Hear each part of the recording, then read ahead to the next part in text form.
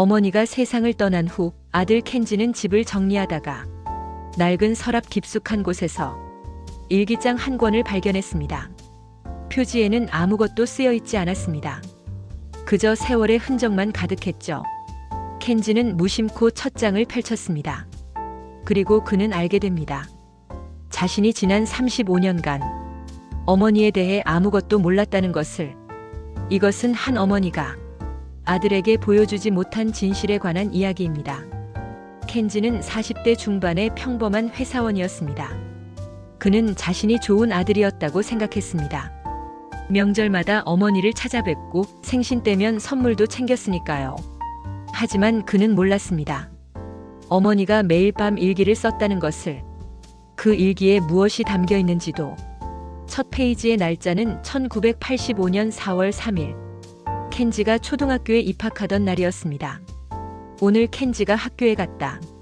작은 책가방을 메고 가는 뒷모습이 너무 작아 보여서 눈물이 났다. 남편은 아침 일찍 출근했고 나는 혼자 집에 돌아와 한참을 울었다. 켄지는 그날을 기억했습니다. 어머니가 활짝 웃으며 손을 흔들어 주셨던 것을. 그런데 집에 돌아가서 우셨다는 걸 그는 전혀 몰랐습니다. 페이지를 넘길수록 켄지는 자신이 몰랐던 어머니를 만났습니다. 중학생 때 친구들과 싸우고 집에 온 날 어머니는 아무 말 없이 저녁을 차려주셨습니다. 켄지는 그저 어머니가 무심한 줄 알았습니다. 하지만 일기에는 이렇게 쓰여 있었습니다. 켄지가 오늘 많이 힘들어 보였다. 무슨 일인지 묻고 싶었지만 아이가 말하고 싶어 할 때까지 기다리기로 했다. 대신 좋아하는 반찬을 더 많이 만들었다. 밤새 아이 방문 앞을 서성였다. 들어가서 안아주고 싶었지만 참았다. 켄지의 손이 떨렸습니다. 그는 어머니가 그날 밤 자신의 방문 앞에 서 계셨다는 걸 몰랐습니다. 일기는 계속되었습니다. 고등학교 시절 켄지는 대학 입시에 실패했습니다. 재수를 결심한 날 어머니는 담담하게 말씀하셨습니다. 괜찮아, 다시 하면 돼. 켄지는 그때 어머니가 너무 무덤덤하다고 느꼈습니다.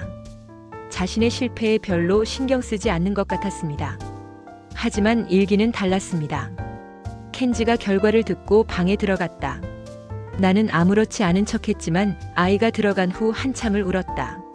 내가 더 잘해줬다면, 내가 더 현명했다면 아이가 이렇게 힘들지 않았을까?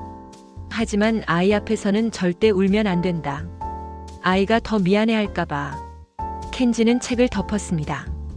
눈물이 핑 돌았습니다. 그는 이제야 알았습니다. 어머니의 침묵이 무관심이 아니었다는 것을. 어머니의 담담함이 냉정함이 아니었다는 것을. 모든 것이 사랑이었습니다. 표현하지 않은 하지만 너무나 깊은 사랑이었습니다. 일기는 켄지가 대학생이 되고 직장인이 되고 결혼을 하고 아이를 낳는 순간까지 이어졌습니다. 결혼식 날의 일기에는 이렇게 적혀 있었습니다. 오늘 켄지가 결혼했다. 신부에게 인사받을 때 켄지가 나를 소개하며 말했다. 제 어머니는 강한 분이세요. 나는 웃으며 고개를 끄덕였다. 하지만 집에 돌아와 또 울었다. 나는 강한 게 아니었다. 그저 아들 앞에서 약한 모습을 보이고 싶지 않았을 뿐이다. 켄지는 일기장을 꼭 안았습니다. 그리고 깨달았습니다. 자신이 어머니를 강하다고 생각했던 그 모든 순간 어머니는 혼자 울고 계셨다는 것을. 일기의 마지막 페이지는 어머니가 돌아가시기 한 달 전에 쓰여진 것이었습니다. 2018년 9월 15일 병원에서 시한부 판정을 받았다. 남은 시간이 많지 않다고 한다. 켄지에게 말해야 할까 고민했지만 말하지 않기로 했다. 아이가 걱정할까봐. 아이가 자책할까봐. 나는 좋은 엄마였을까? 아이에게 충분히 사랑한다고 말했을까? 아이를 충분히 안아줬을까? 지금 와서 후회해도 소용없다는 걸 안다. 다만 한 가지는 확신한다. 내 인생에서 가장 행복했던 순간은 켄지를 처음 안았던 날이고 가장 자랑스러웠던 순간은 켄지가 살아온 모든 날들이며 가장 감사한 것은 켄지의 엄마로 살 수 있었다는 것이다. 켄지야, 엄마는 행복했단다. 내가 있어서. 켄지는 소리내어 울었습니다. 어머니가 돌아가시기 전 그는 병문안을 갔습니다. 어머니는 그때도 웃고 계셨습니다. 괜찮아, 걱정하지 마. 켄지는 그 미소의 뒤에 어떤 슬픔이 있었는지 몰랐습니다. 이제야 너무 늦게 그는 어머니를 이해했습니다. 켄지는 그 후 일기장을 늘 가까이 두었습니다.